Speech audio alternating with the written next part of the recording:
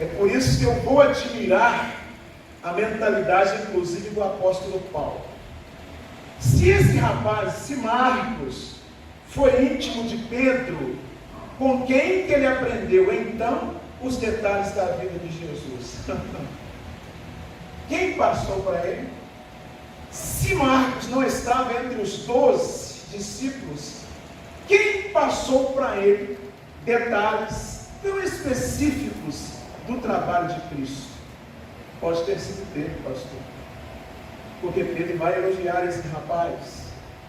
Se Marcos foi quem escreveu, se esse mesmo é o mesmo Marcos, que de repente foi rejeitado por Paulo, mas depois Paulo viu a preciosidade dele, o Evangelho de Marcos, então, está muito bem subsidiado. Porque quem foram os homens que trabalhou com Marcos? A princípio nós temos Pedro e Paulo. Que coisa linda, né, irmãos? Aí a gente vai percebendo a capacidade teológica de uma pessoa como esta aqui. E a gente entende então o porquê que ele está descrevendo a vida de Cristo de modo tão sincronizado. Marcos, ele é um evangelho que traz uma característica de uma programação que não pode ser interrompida. Entende isso, irmãos? Imagina o que Marcos está colocando, porque quando o texto dele fala aí, a palavra logo, está no texto várias vezes, parece que Marcos ele não quer dar a impressão de que está havendo uma quebra de sequência. E é inclusive uma coisa que nós temos que admitir, que não existe sequência quebrada no reino de Deus. Existe, irmão, sequência quebrada no reino de Deus? Não. Quem às vezes quebra a sequência somos nós. Às vezes somos nós que quebramos uma sequência da programação divina. Mas não há sequência quebrada. Amemos o quanto o poder pentecostal faz diferença na pregação do Evangelho, viu, gente? Aleluia. E às vezes nós não nos damos conta disso. Às vezes nós não nos damos conta disso. A gente está cheio de programação pentecostal. Só que as programações pentecostais normalmente são sempre voltadas para nós. É para nos batizar, é para nos curar, é para isso, é para aquilo, é para abrir porta aqui. Sempre voltada para nós. Mas aqui está Jesus indo no cerne do drama. Olha só, aqui está Jesus, Marcos vai descrever, indo no cerne do drama. E aonde estava o maior problema do povo? No ensinamento. Por causa de uma consciência pesada. Mas Deus continua perguntando: aonde você está? Aleluia. Deus continua perguntando ainda: ei, onde? Onde você está?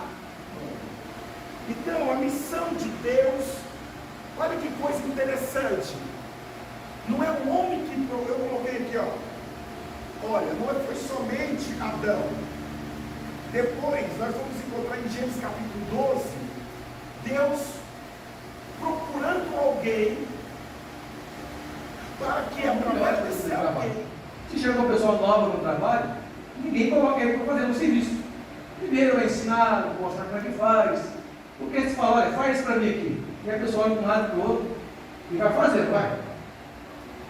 E vai fazer, do jeito dele. Pode ser dar certo, pode ser dar errado.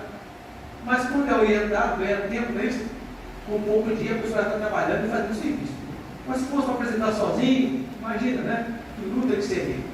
Mas aqui, hoje, nesta tarde, eu quero ajudar vocês a fazer um evangelismo eficiente. E funciona. Se fizer do jeito que eu vou estar passando para vocês, funciona. E se não fizer desse jeito, pastor, vai funcionar? Deus faz milagre, né? Não podemos continuar porque Deus faz milagre. Tem muitos que são salvos e acham folheto na rua, não tem? Então não tem jeito certo, mas é a forma melhor de você fazer. Já vi pessoas falando que converteu porque ele achou folheto, né? Outro converteu porque passava na rua e foi cantando livro.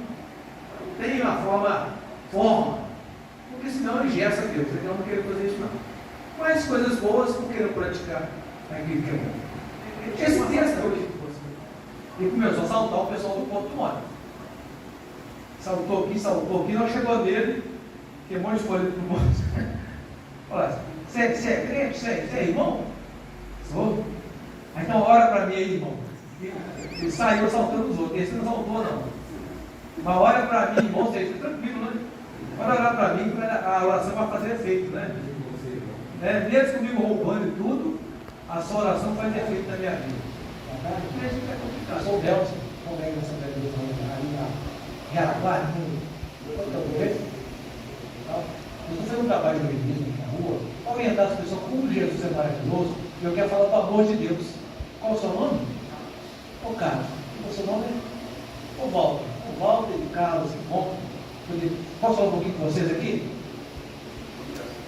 A gente consegue ir ganhando consciência disso à medida que a gente vê os evangelistas, eles introduzindo Jesus em determinados assuntos, em determinada programação, em que ele se depara buscando uma só pessoa. Então, assim, Jesus gasta tempo para poder ministrar para uma só pessoa. E a gente entende que essa uma só pessoa, que às vezes nós vamos ver Jesus ministrar sobre elas são pessoas significativas. E até porque a salvação dessas pessoas, elas fazem sentido para nós até nos dias de hoje. É por essa razão que eu sempre tenho falado que a leitura dos evangelhos, para todo crente, essa deve ser uma atividade muito normal, viu, irmãos? A leitura dos evangelhos, da Bíblia de modo geral, mas uma atenção especial, principalmente para quem se envolve com o evangelismo, para quem se envolve com a atividade missionária. A leitura dos evangelhos para ganhar uma base mais ampla da nossa responsabilidade com o reino é essencial. Ou seja, o evangelho para todo crente deve ser algo, a leitura do evangelho para todo crente deve ser algo comum, deve ser algo muito normatizado na vida de todo membro da igreja, principalmente se tratando de um movimento pentecostal com a história que nós possuímos. Naturalmente, como um gesto humanizado, a gente não ia ter muita paciência para lidar com o traidor. Quem aqui tem paciência para lidar com o traidor? Tem muita gente. A gente às vezes lida por causa do nosso sentimento cristão, mas quando você tem uma ideia de que ele pode ser o traidor, você de repente pode criar uma certa resistência. Mas Jesus não. Jesus, inclusive, ele vai usar a figura de Judas como um elemento didático para os demais. Ou seja, o modo como ele vai lidar com a traição, o modo como Jesus está lidando com a negação de Pedro, o modo como Jesus está lidando com o medo de outros discípulos, tudo isso conta para que no final nós tenhamos consciência de que o melhor aprendizado que hoje nós temos para a realização do projeto de missões, a melhor referência entre todas as demais da Bíblia Sagrada sempre vai ser Jesus, que antecipa a mensagem de Cristo. João é uma pessoa sem igual naquele período. É claro que haviam outros por causa das comunidades existentes, mas o que é que atrai o povo? Interessante que vinha pessoas de longe para ouvir João Batista, inclusive da capital, inclusive gente de Jerusalém. Dá para entender o que está acontecendo nesse período em Israel? Dá para entender o que está acontecendo? Nós temos aqui, irmãos, conforme o texto fala, que vinha pessoas de toda a província da Judéia para ouvir João pregar, para ouvir ouvir João falar duramente. Dá para entender? Um povo que quer ouvir mensagem de confronto. O que estava acontecendo com os escribas? O povo vinha, e o texto fala que o povo vinha de toda Jerusalém, e se reuniam para quê? Para ouvir João pregar. Onde? No deserto. Imagina o que é isso? É uma mensagem confrontativa, mensagem de pecado, mas o povo quer ouvir alguém falar de seus pecados. Não é uma coisa estranha? O povo quer ouvir falar contra os seus pecados. Porque o pregador já é o estilo do pregador. O pregador fala de pecado, viu? É estranho porque esse é o Espírito. É um homem que usa. Aí se alguém perguntasse assim, qual que é o tipo, o perfil desse homem? Ele usa roupa de pelos de camelo, vive no deserto, cinto de couro, come mel e gafanhotos. Pronto, a figura estranha já está formada. Só esse tipo de descrição já atrai alguém para si. Então existe todo um cinturão de figuras aí que vão justificar. E a mensagem? Ele confronta pecado. Interessante isso, né? O povo quer ouvir sobre seus pecados, eu repito isso. Até que ponto o povo deseja ouvir de seus pecados, hein? E olha aqui esses judeus para ensinar, irmãos, que esses rabinos, inclusive, eu tenho alguns rabinos que eu gosto, inclusive, de ler muitos textos dele. São homens assim com uma capacidade extraordinária, né, pastor? Gente, esses camaradas parece que são realmente fora da curva.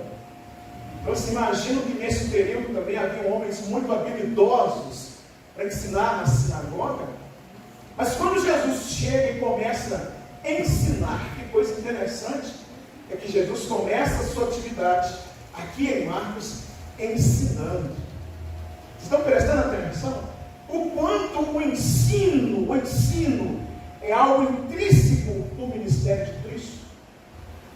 Toda a atividade que Jesus está exercendo no seu ministério está legitimamente ligada ao ensino. Olha, Deus. Todo o trabalho de Cristo está legitimamente ligado a ensino. Tanto que muitas coisas, e aquilo que Jesus ensinava, ele sempre interligava no Antigo Testamento. Jesus nunca soltou uma expressão sequer, enquanto ensinava, que não estivesse intrinsecamente ligado no passado. Ou seja, Jesus, ele levava a sério o processo de um ensinamento rígido. Não é um ensinamento solto, como muitos que a gente ouve por aí. Então Jesus está ali atrelado, e Marcos faz questão disso. Jesus, ele entra na sinagoga num dia de sábado, onde ele sabia que tinha gente para ouvir. E Marcos vai descrevendo que de repente as pessoas começam a fazer julgamento, porque o ser humano ele tem uma capacidade mental, o cérebro. Nosso cérebro ele é complexo, Deus nos criou assim, que coisa é perfeita. Mas de repente eles começaram, talvez como nós, a criar conexões. A gente é capaz de criar conexões de acordo com o que a gente está acostumado a ouvir. E na sinagoga, aqueles que estavam ouvindo Jesus, de repente, eles começam a ponderar algumas diferenças na mensagem de Cristo. Marcos está descrevendo que de repente eles começam a questionar, que autoridade é essa? O que ele tem? Como é que é isso? Que coisa impressionante. De onde ele tirou isso? Quem é ele? Por que ele ensina assim? Olha só, que interessante. Eles começam